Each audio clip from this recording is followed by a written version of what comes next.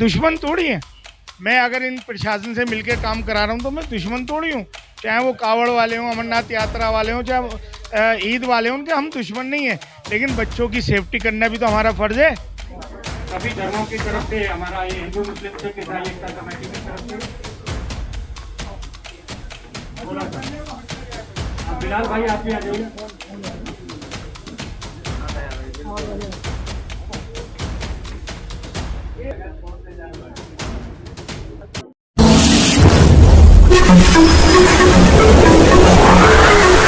मैं एम नफीस रशीद, आप देख रहे हैं भारत न्यूज़ 247। फिर यानी कि पर्व का मौका आ गया है। अब के भी 3 बार पर्व यानी कि इसी महीने में आए हैं 3 पर्व एक साथ। सबसे पहले आ रहा है यानी कि ईद उल अजहा। इस पर दिल्ली पुलिस की ओर से जो तैयारियां हो रही हैं वो डीसीपी ऑफिस से लेकर एसीपी और एसएचओ तक पहुंच रही हैं, और उसी के साथ हिंदू मुस्लिम सिख ईसाई एकता कमेटी भी इसमें यानी कि अब साथ हो गई है। अक्सर कहा यही जाता है कि पुलिस की आंख कान जब तक सब लोग ना बनेंगे, जब तक कि कोई भी पर्व या कोई भी ऐसा उत्सव यानी कि आसानी से नहीं हो सकता है जिसकी सब तमन्ना करते हैं। तमन्ना तो सब अच्छे की करते हैं, पर अक्सर भारी पड़ता नजर आता है मेहनत करने पर। डॉक्टर परवेज़ साहब मेरे साथ में मौजूद हैं।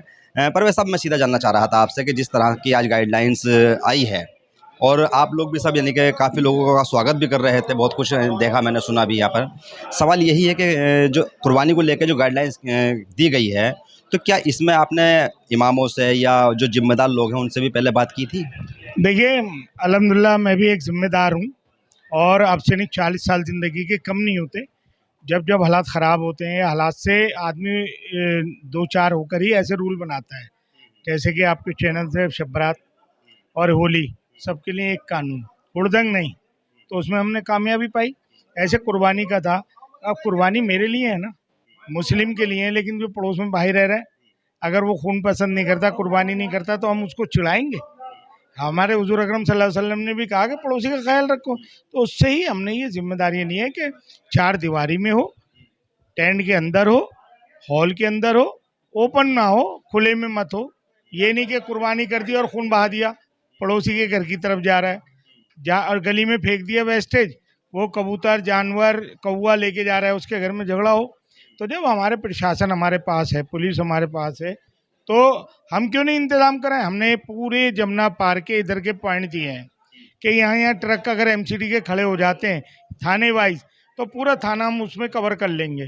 तो अब हमारी ड्यूटी बनती है कि हम रात को पानी जमा करें, घर के अंदर पॉलीथीन करें, और हम अपना जो बगरे का वेस्टेज है वो प्राइवेट स्वीपर से या जो हमारा सरकारी स्वीपर है, सबको इंस्ट्रक्शन है, वो आपने देखा, वो आपका वो वेस्टेज पॉलीथीन ले जाएगा और ट्रक में डालेगा। अब हर कोई एक है जी मेरे घर में आए, तो ऐसा नहीं, मुश्किल है ना। अब हमें भी तो ताउन देना चाहिए, प्रशासन का साथ देना चाहिए। बाकी इंस्ट्रक्शन आपने देख लिया, कहाँ ले आना है, कैसे उसको दफन करना है, दूसरे लोगों का ख्याल रखना है। इसमें ये नहीं कि डॉक्टर परवेज़ मियाँ का, हम लोग पहले ही मीटिंगें करते हैं, राय मशवरा होता है, तब ये कानून बनता है। फिर भी सरल से मैं शब्दों में जानना चाहूँ तो बेहतर रहेगा कि अगर मान लो जैसे कोई कुर्बानी का दिन होता, 3 दिन कुर्बानी चलती है, बहुत बड़ा यानी कि उत्सव होता है ये। शासन प्रशासन के जो इंतजामात होते हैं वो धाता साबित होते हैं। अक्सर उनकी उनकी ओर से कमियां रह जाती हैं। क्या उन लोगों को जगाने के लिए आप पहले का कोई काम नहीं इंतजाम नहीं करते? जी जी, नहीं, आपकी बात सही है। देखिए, इतना बड़ा 2.5 दिन का है, 3 दिन तो पूरे नहीं होते, तीसरे दिन 2.5 दिन तक है, दोपहर तक।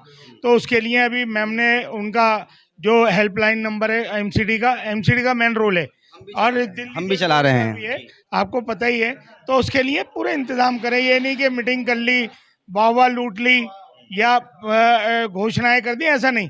मैं कोई 1 हफ्ते से लगा हुआ हूँ, 1 हफ्ते से पॉइंट दिए, मैडम से लेटर बनवाए, लेटर मैडम ने जल बोर्ड में भी डाले, बीएसएस में भी डाले। यही ज़िला नहीं, शादरा ज़िला भी, नॉर्थ ईस्ट भी, और दिल्ली के बाकी ज़िलों को कहा कि ऐसा करिए जैसे शब रात पे। और सुनिए, जब आपका चैनल और आप वहाँ खड़े होते हो मुहर्रम में, मुहर्रम भी 15 दिन के बाद आने वाले हैं, मुहर्रम भी 15 दिन के बाद आने वाले हैं, तो मुहर्रम पे कितना अच्छा इंतजाम होता है, सख्ती से होता है ना।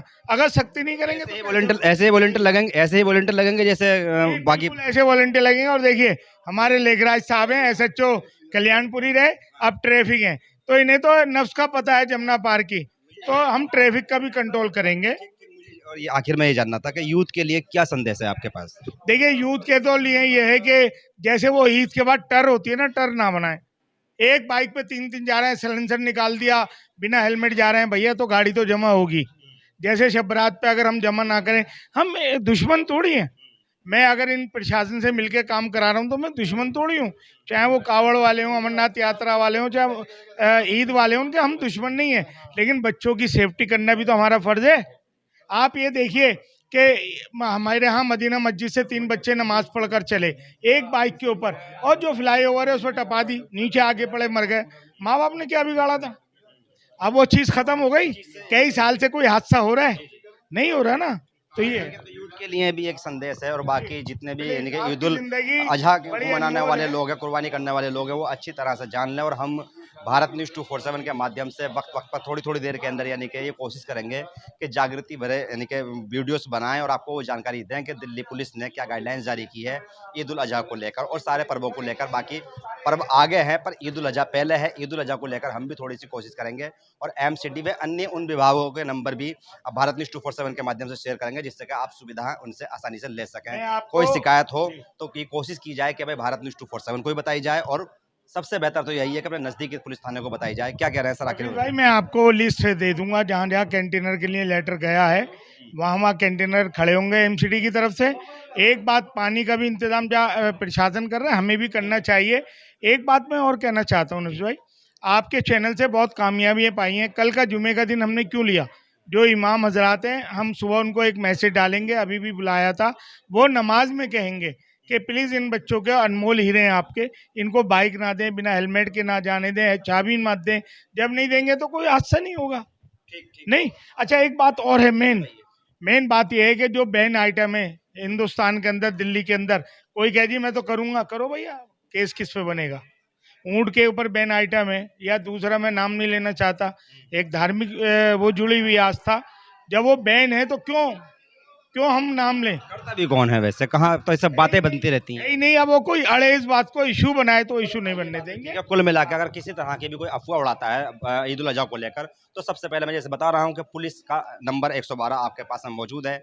कोशिश करें अपने थाने को सूचना देने की किसी तरह की भी अफवाह उड़ाने से और वे उलझने से बेहतर है कि सबसे ज़्यादा बेहतर तरीका यही रहेगा कि भाई अपने यूथ को बचा के रखें और सोशल मीडिया पर बेवजह की बातें या इस तरह की कुर्बानी वीडियो ना डालें जिससे कि आने वाले माहौल को बिगाड़ा जा सके। पर यह है कि संयम बरतें। मैं एम नफीस रशीद, आप देख रहे थे भारत न्यूज़ 247।